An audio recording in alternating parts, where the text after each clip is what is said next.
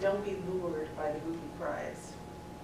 I don't know if you know what a booby prize is. It's a term that had been used since the 16th century. And it was basically, if you were running a race and you came in last, you got the booby prize. If you were the booby, you were kind of the dunce or the, the ding-dong of the operation, and that was your prize. And the purpose is really to remind us of what we are actually looking for when we are looking at our own spirituality. So easy, sometimes it's so easy to get lured by things that we want to manifest. We look in our lives and we want to have the power to heal, and we want to have the power to be whole, and we want to manifest the car and the house and the great life and the great relationship. And sometimes, we look at each other and perhaps we might even judge each other, right? That person must be really spiritual. She has a great house, right? So, she must be really good at manifesting, right? So we think that, when someone has it all together, that they have somehow mastered this spiritual game of manifestation. And the reality is that's not the test. That's not the mark of what our spiritual progress is.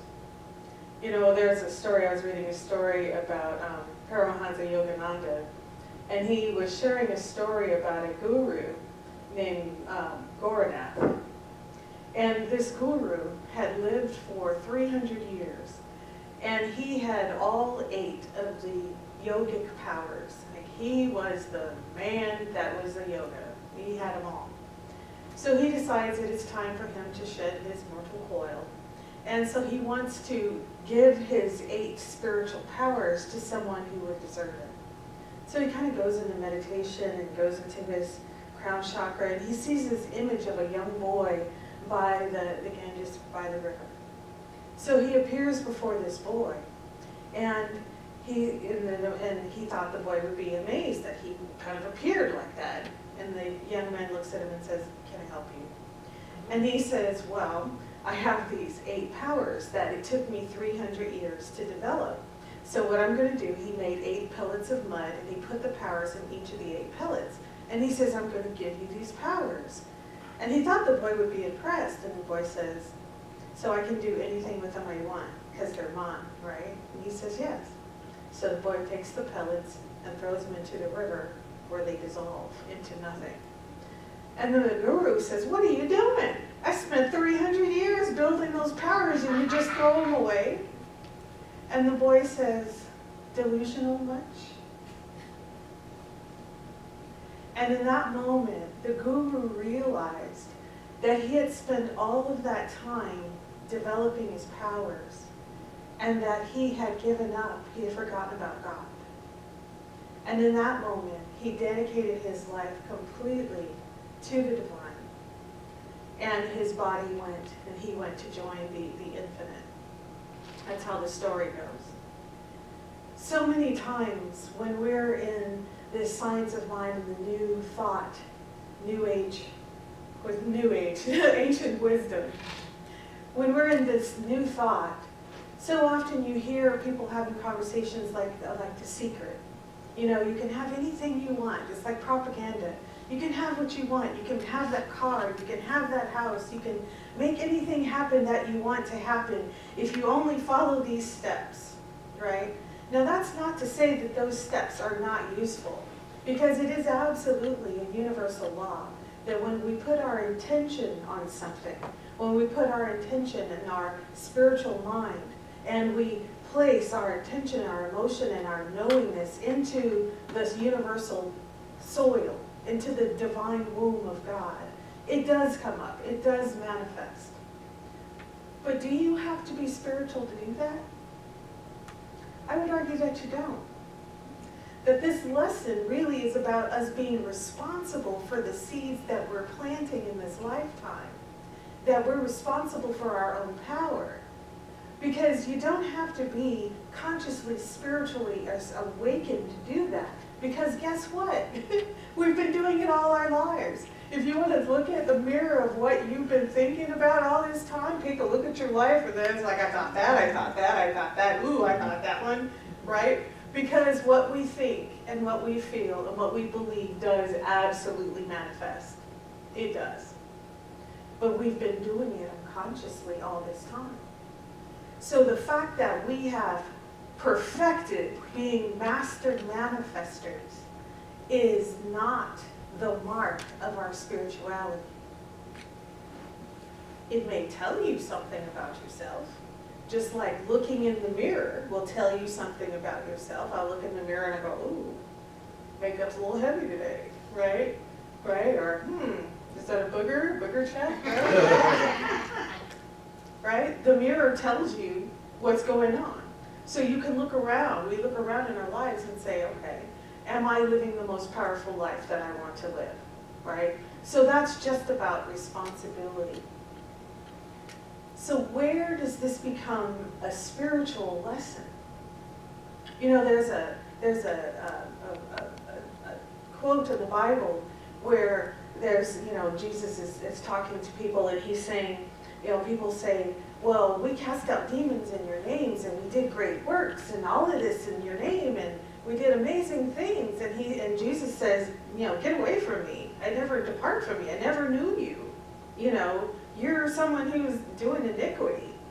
Like, how can somebody be somebody that thinks that they are doing great spiritual works and yet the divine is saying, I don't know you? How can that be? Well, see, there are some things about us that make us humans that we just normally do, as I talked about with manifesting.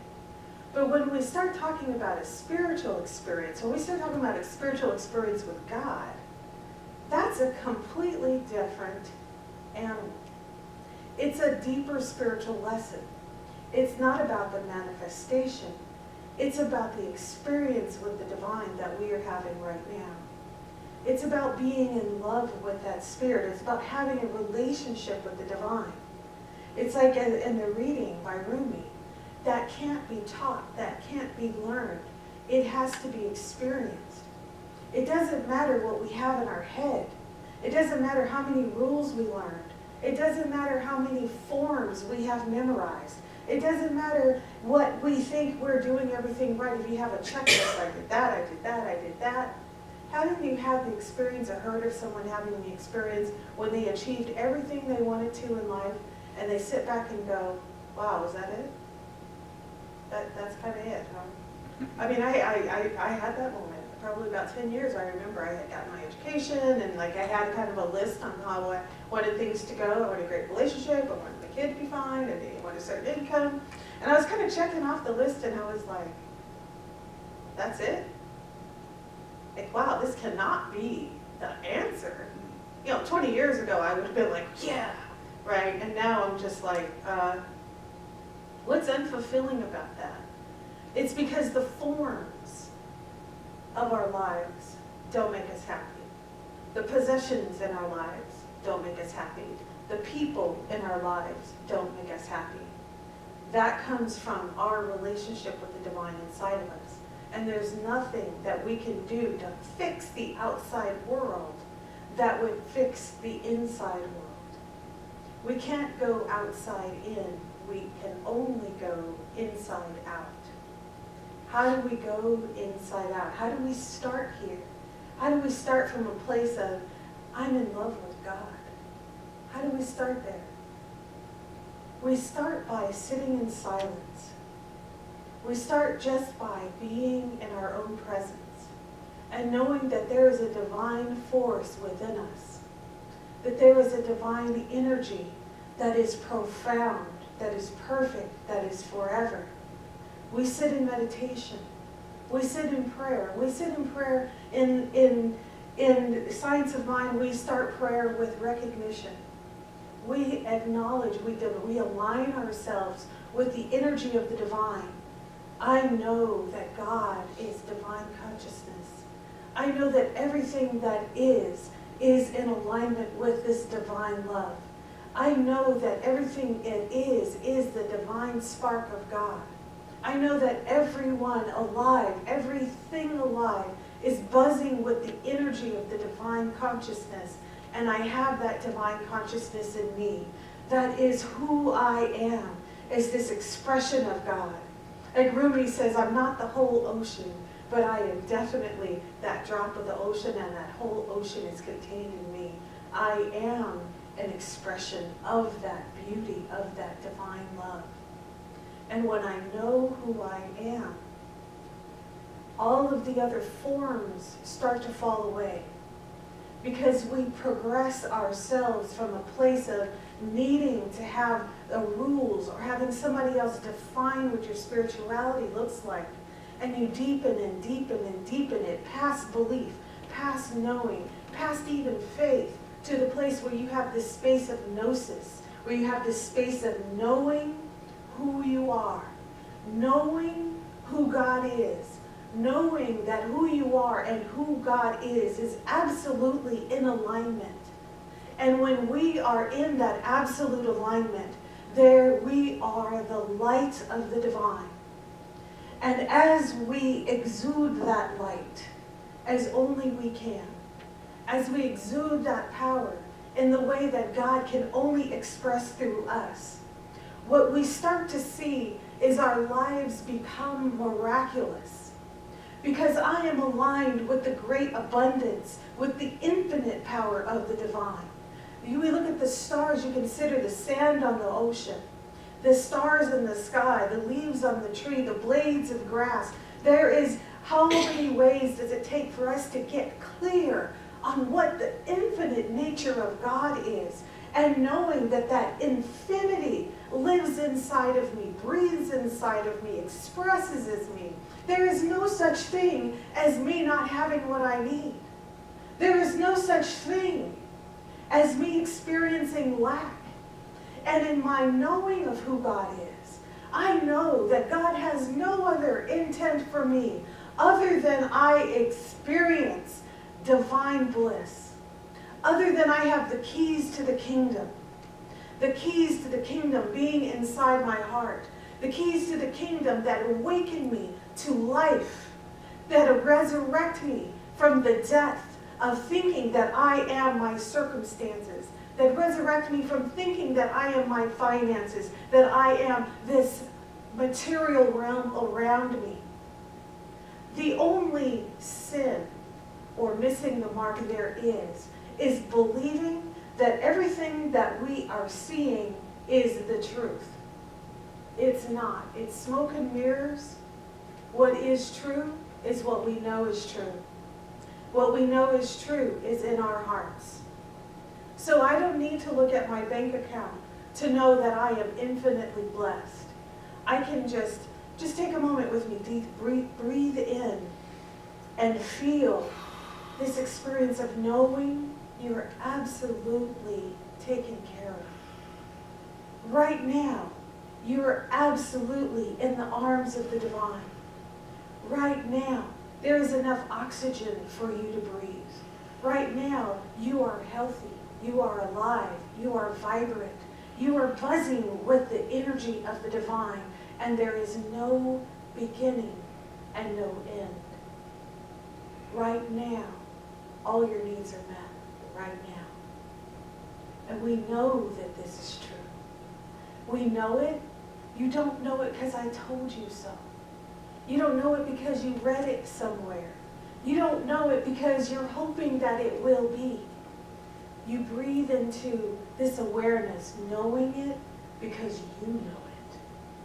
And when you know that this infinite power of love flows through you, and we allow it to breeze through us. We allow it to flow through us. We start to find that our issues shift.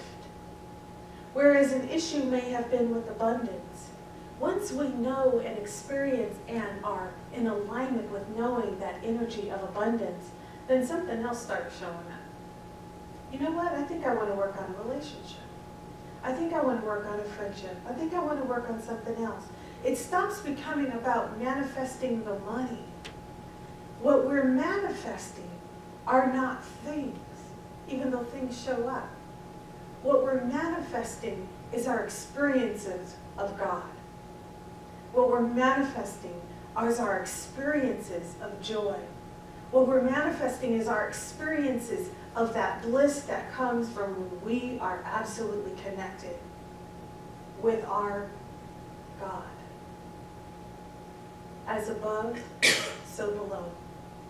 As God has a heart of love, I have a heart of love. When I know that I am walking in that power, I know that I am not just alone. I know that I am about doing my Father's business. That when I am in my workplace, when I am in anything that I am doing, it is not me, the ego, that does the work, but I allow myself to be the channel of the divine in every area of my life.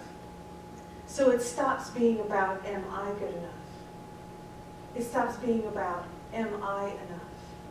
It stops being about a story I may have brought into my life from my childhood. It stops becoming about what we think about ourselves. And it starts being about being the flow and the channel and being open to spirit. And when we are in that space, we become the highest expression of God through us. We become who we really are. You know, there was a time when I used to feel like there were times when I felt that I would shine bright, and then there were other times when there would be abject fail. And I would say, how in the world do I keep that light shining all the time? And I realized that it was my ego flipping the light on and off. That I'd have a story about myself. Oh, I'm not good enough, or oh, that's too good for me, or oh, that's not enough, or oh, those people are just this way, or oh, those people are just that way.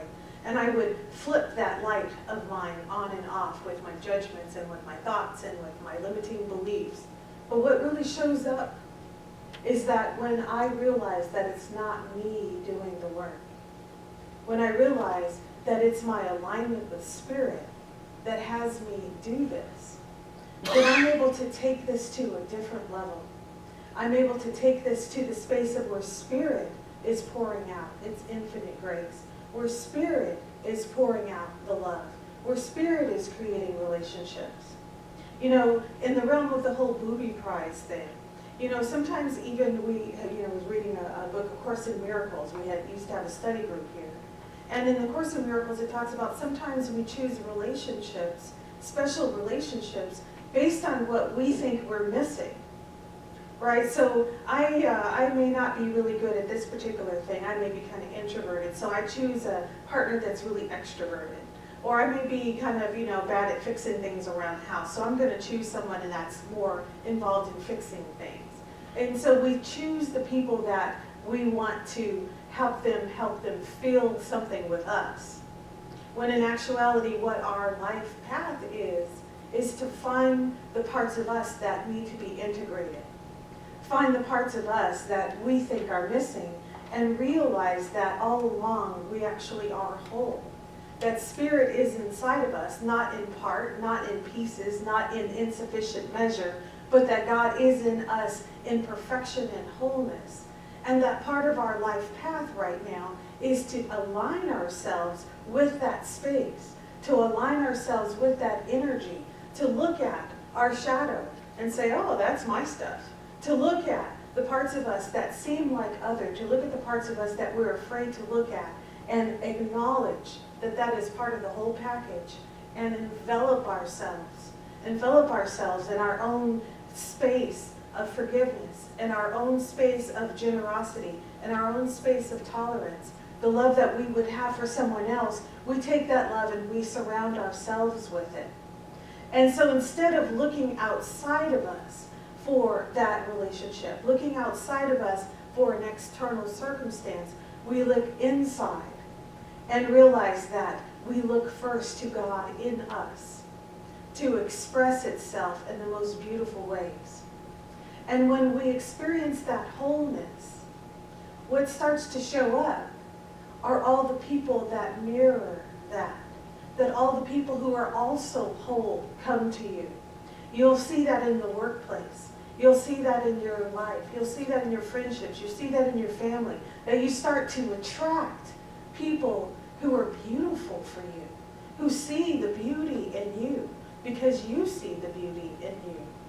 And so instead of going on the outside and looking for someone on the outside to make us whole, Instead of looking for that job situation that we feel if I just get this thing, things will be perfect.